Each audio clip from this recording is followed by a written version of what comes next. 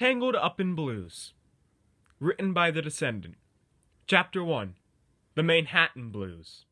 I once learned an interesting fact when I was a fool, about ships and the sea. It turns out, you see, that if a ship's captain dies while the ship is out on the ocean, that the crew is supposed to fly a blue flag and paint a blue band around the ship's hull. This tells other ships that the afflicted craft is under the command of a junior officer, someone who may not have all the experience needed to properly handle a ship on the water.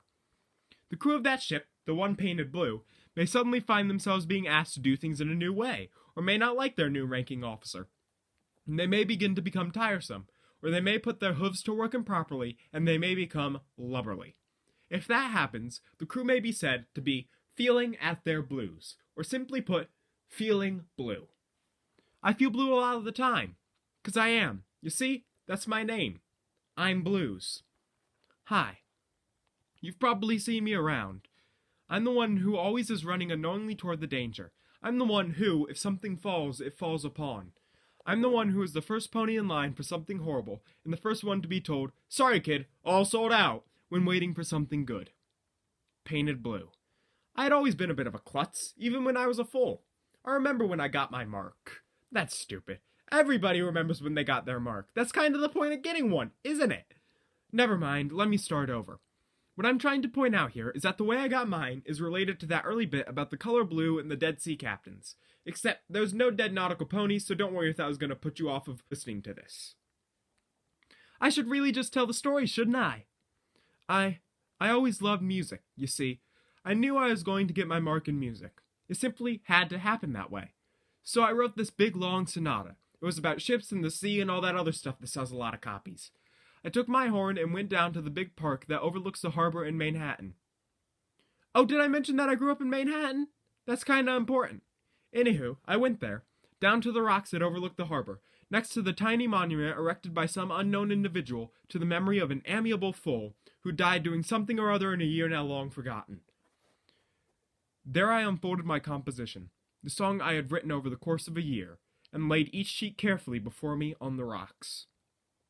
I lifted my horn to my lips, knowing, every fiber of my being absolutely sure, that this beautiful work, this opus, would award me my mark, and it would be magnificent to behold. I felt the reed with my tongue. I inhaled. Suddenly, rainbow! Not just any freaking rainbow either. It was amazing, terrifying, startling! It flashed across the horizon with an audible boom. It leapt from deep within Equestria, out to the sea beyond the harbor. I exhaled in concert with it. But it was not my work that flowed through the horn. Oh no! It was instead an insipid wargle, a note of high-pitched shock and awe. At that, carried both on the wave of sonic clarity that emitted from the rainbow and my own disastrous exclamation, my sheets of music flew into the air.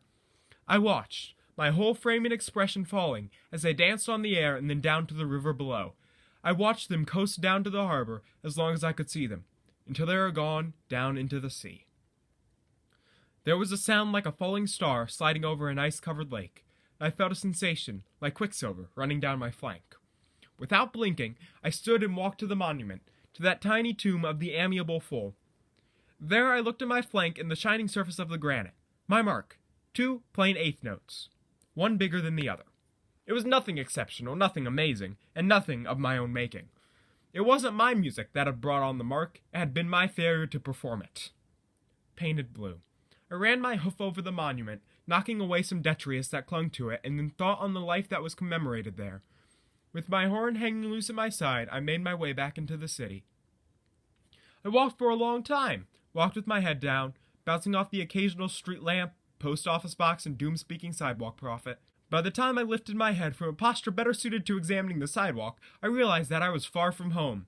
I was in the older, less picturesque part of the city. Hey, Cole, let's see that horn! Upon hearing those words, I knew that any number of possible outcomes faced me, few good and many involving bodily harm. As I turned, I saw an older stallion sitting on the steps of a row house. He nodded at me, and I, utterly ignoring all of the good and practical advice my mother and father had imparted to me about interaction with strangers, approached and presented him my horn. Not a bad horn, he says. You got any good at it? Yes, but not today. Today I began. Before I could conclude, he had put it in his mouth and was getting ready to play. My mind began calculating the amount of disinfectant I would need to deluge my horn with before I would risk putting it in my mouth again. but that line of thought stopped immediately when the old stallion blew my mind clear out of my little blue head. The music he was playing was like nothing I had ever heard before. I watched him play with my mouth hanging open. I didn't think that it was my horn. It was as though he'd magically changed it into something that could read my soul. That, or he had realized how depressed I was as he saw me coming down the street. Probably the latter. "How can a colt with such a fine horn have such a look about him?" he asked as he finished the song. I proceeded to explain to him how I had lost my song, how that loud rainbow thingy had screwed up my mark. "Ah, now you're feeling it, ain't you?" "Feeling what?" "The blues, Colt, the blues! You're feeling 'em, you're looking 'em, you're even colored like 'em," he said with a growing grin. That's my name. I'm Blues," I said, struggling to understand what he had said. At once he started to giggle, then laugh. Then at once he stood and entered his house, his laughter following him up the stairs and after he had closed the door. I was left standing there, standing in the street with Manhattan flowing around me, confused, hurt, painted blue. In a matter of seconds, the door came open again, and he had emerged speaking as though he had begun a conversation somewhere within and had been arguing it successfully with himself. He gathered up an object that he carried carefully with him down the steps. "The colt's even named Blues! How's that? He's got the look on him. You gotta be for the colt." I looked on in fascination as he opened a huge, dirty case.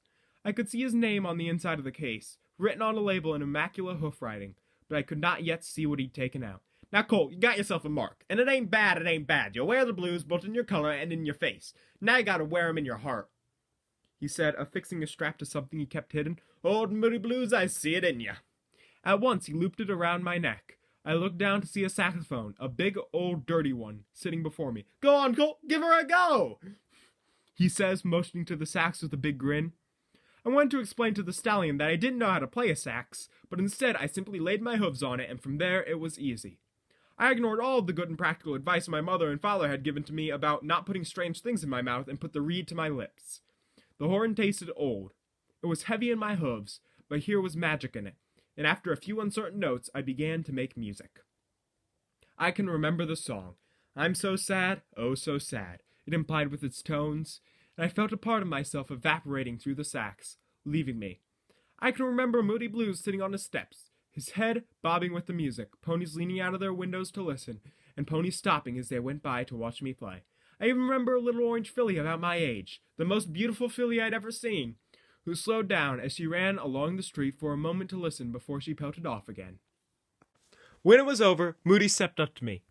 "Yours is a world of hurt, Blues, and you can thank Celestia for it," he said, rubbing my mane. "Your pain in her is gonna be big, and it's gonna seem like it goes on and on, but Colt, when you sing the blues, people listen. You know the great secret of the blues?"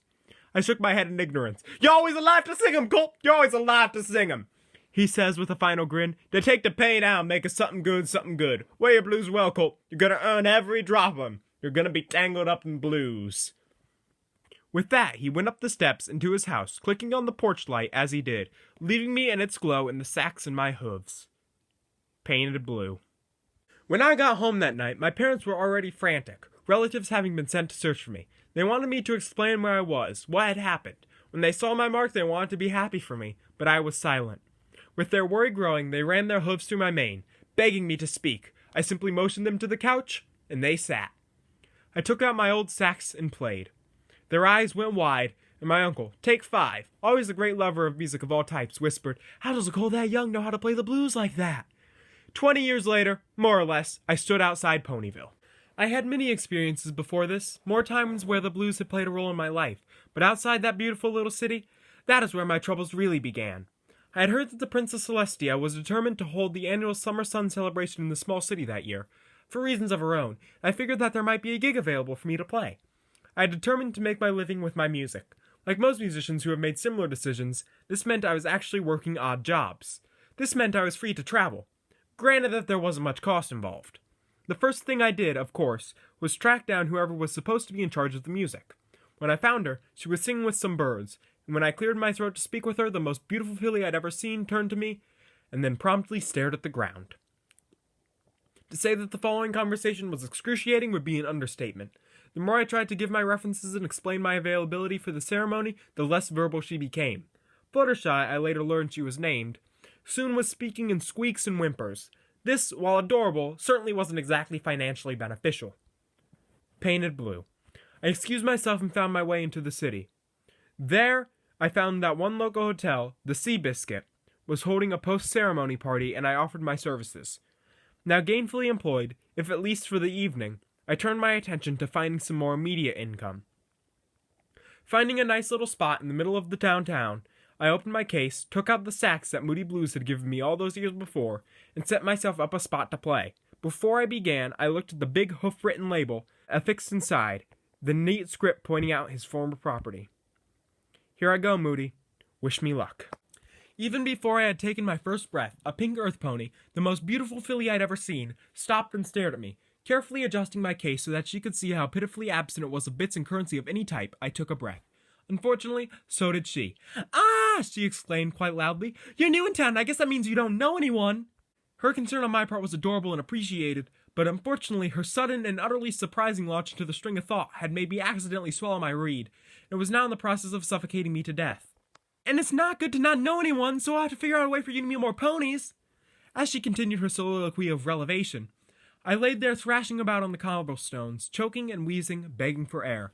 I would say that I started to turn blue, but, well, you know. "And the best way to do that is to have a party," she said, grabbing me up in a much-welcomed hug.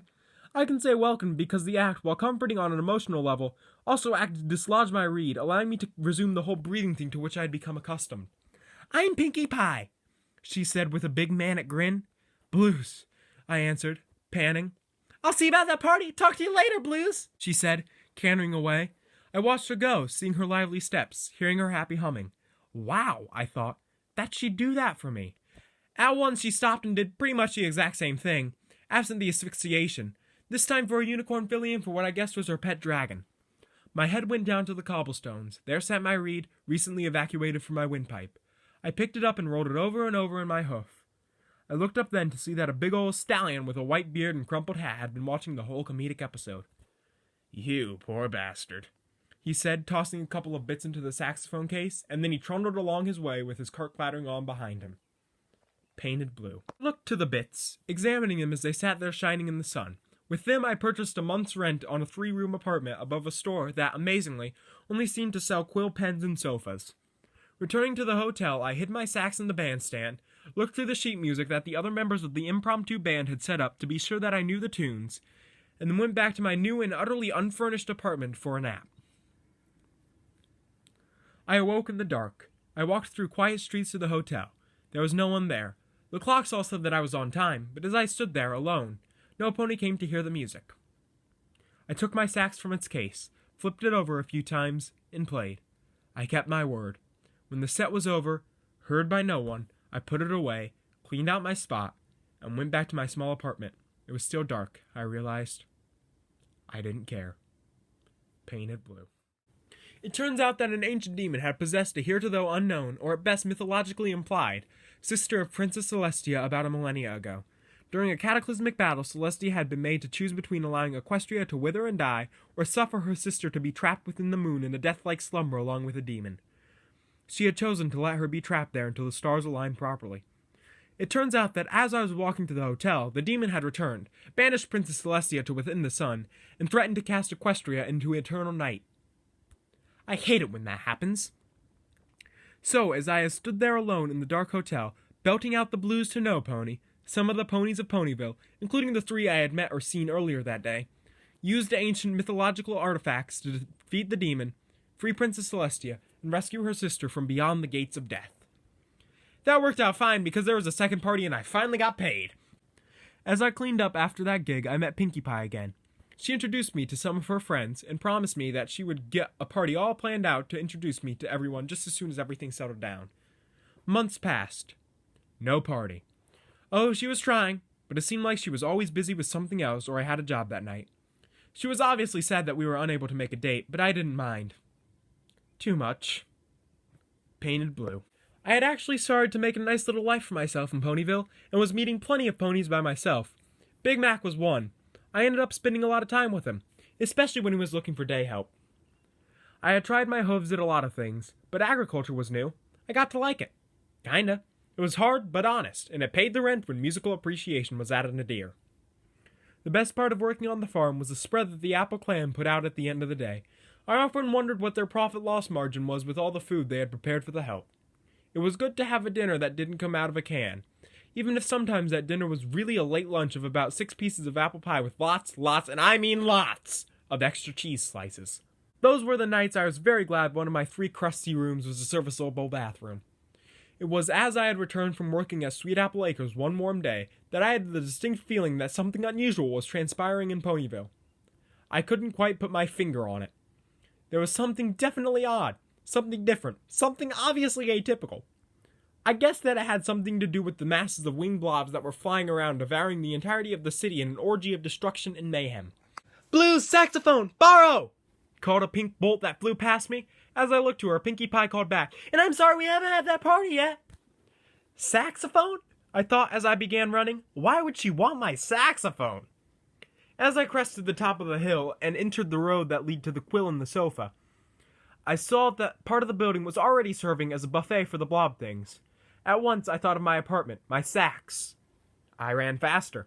I arrived at the top of the stairs to an unusual sight. There stood my apartment, untouched. It in fact teetered on a timber beam as the flying little blasphemies laid back and forth across the sky, nibbling on nearby structures. I opened the door carefully. Nothing had been disturbed. I breathed a sigh of relief, and then quickly sucked the air back in.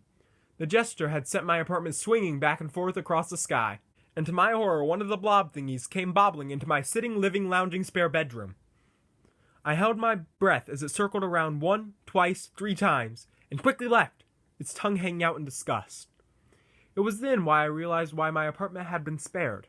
As I listened to the screams of the ponies in the street below, I ruminated on the apparent fact that my stained curtains, moldy bathroom, and few sticks of furniture were not of sufficient worth to be eaten by an all-consuming flying waste disposal unit.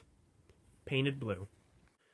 I grabbed my one item of worth, the saxophone Moody had given me, and carefully picked my way down what remained of the stairs. By the time I found Pinkie, all that was left to witness was, apparently, a group of her friends surveying the twisted, burning wreckage of our little city, their eyes awash with uncertainty and pain. I hate it when that happens. I showed Pinkie that I had, in fact, brought my sax. She smiled at me. "Thanks," she said, "but I took care of it. I think that we have to look up to fixing Ponyville now, so no party again." "It's all right," I lied. I returned to my apartment. I gingerly make my way up the steps and place my hoof on the doorknob. As I did, it comes off my hoof, and the timbers that supported the whole works gave one resolute groan and flew into splinters, sending my apartment crashing into the ground. As I looked on aghast, the wood of the steps beneath me began to creak and groan as well.